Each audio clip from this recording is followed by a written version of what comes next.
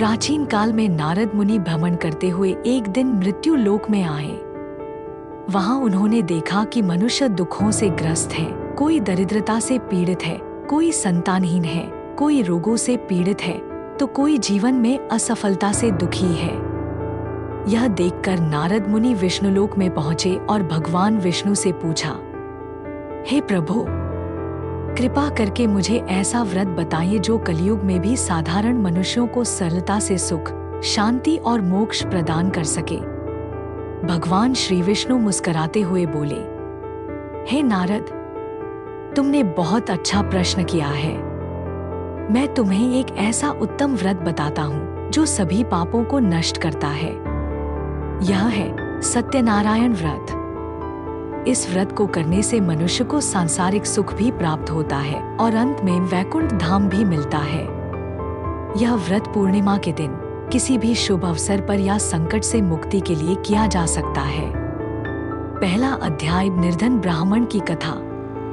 वाराणसी नगरी में एक निर्धन ब्राह्मण रहता था। वह बहुत धार्मिक था, परंतु गरीबी के कारण जीवन अत्यंत कठिनता से व्यतीत करता था। एक दिन वह भोजन की तलाश में भटक रहा था कि उसे नारद मुनि मिले। उन्होंने ब्राह्मण से कहा, हे ब्राह्मण, तुम्हारी दरिद्रता का कारण पूर्वजन्म के पाप है, परंतु मैं तुम्हें एक ऐसा उपाय बताता हूँ जिससे तुम्हारा जीवन बदल सकता है। वह है सत्यनारायण व्रत। ब्राह्मण ने श्रद्धा से नारद मुनि की बात मानी। अगले दिन उसने थोड़ा धन एकत्र किया, फल फूल, दूध चावल लाया और सत्यनारायण भगवान की पूजा की। पूजा के बाद उसने प्रसाद वितरित किया और मन शांत हो गया। कुछ ही दिनों में उसके जीवन में चमत्कारिक परिवर्तन आने लगा। उसके घर में धन आने लगा, भोजन की व्यवस्था होने लगी और उसकी स्थिति सामान्य होने लगी। धीरे धीरे वह एक समृद्ध ब्राह्मण बन गया और अन्य लोगों को भी यह व्रत करने की सलाह देने लगा। संदेश: जो भी सच्चे मन से इस व्रत को करता है उसका भाग्य बदलता है। दूसरा अध्याय, लकड़हारे की कथा। एक बार वही ब्राह्मण जंगल में लकड़ी काटने गया। वहां उसे एक लकड़हारा मिला जो गरीबी और दुखों से परेशान था। ब्राह्मण ने उसे सत्यनारायण व्रत के बारे में बताया। लकड़हारा बहुत ही साधारण और गरीब था, परंतु उसके मन में श्रद्धा थी। वह घर गया और अगले ही दिन व्रत करने की योजना बनाई। उसने थोड़ा सा आटा, दूध और फल जुटाए और भगवान की पूजा की। अगले दिन जब वह जंगल गया तो वहां उसे चंदन के बहुत कीमती पेड़ मिल गए। वह लकड़ी लेकर बाजार गया, जहां उसे अच्छे दाम मिले। धीरे धीरे वह भी समृद्ध हो गया और उसने व्रत को नियमित करना शुरू किया। संदेश: गरीब हो या अमीर, भगवान केवल भक्ति को स्वीकार करते हैं, धन को नहीं। तीसरा अध्याय, राजा उल्कामुख की कथा। भद्राचल प्रदेश में एक राजा था उल्कामुख।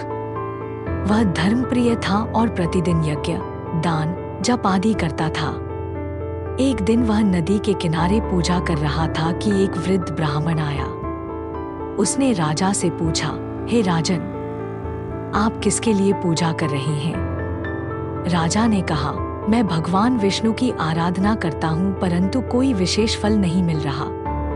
ब्राह्मण ने राजा को सत्यनारायण व्रत की महिमा बताई और राजा ने तुरंत उसे करना शुरू किया। एक दिन वही ब्राह्मण एक सेठ के पास गया। वह सेठ बहुत अमीर था लेकिन संतान नहीं थी।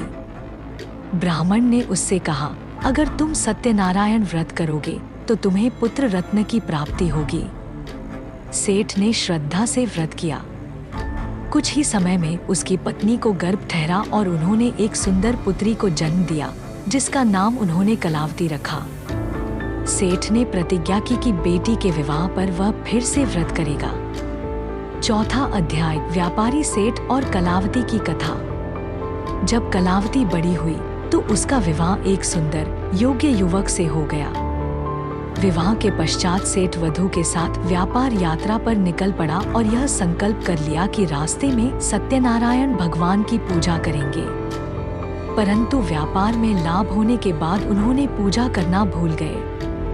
भगवान की अवमानना से कुपित होकर उनकी नाव समुद्र में डूब गई और राजा ने उन्हें बंदी बना लिया। सेठ की पत्नी लीला ने जब यह देखा तो उसने श्रद्धा से व्रत किया। उसने प्रसाद बांटा और प्रार्थना की, हे प्रभु, मेरे पति को सुरक्षित लौटाइए। कुछ ही समय में राजा को स्वप्न में संदेश मिला कि उसने एक निर्दोष को बंदी बना रखा है। राजा ने सेठ को छोड़ दिया और उसने लौटकर व्रत की पूर्ति की। संदेश: यदि हम संकल्प लेकर भूल जाते हैं तो उसका दंड मिलता है, परंतु पश्चाताप और श्रद्धा से भगवान पुनः कृपा करते हैं। 5वां अध्याय: शतानंद ब्राह्मण की कथा और व्रत का प्रचार।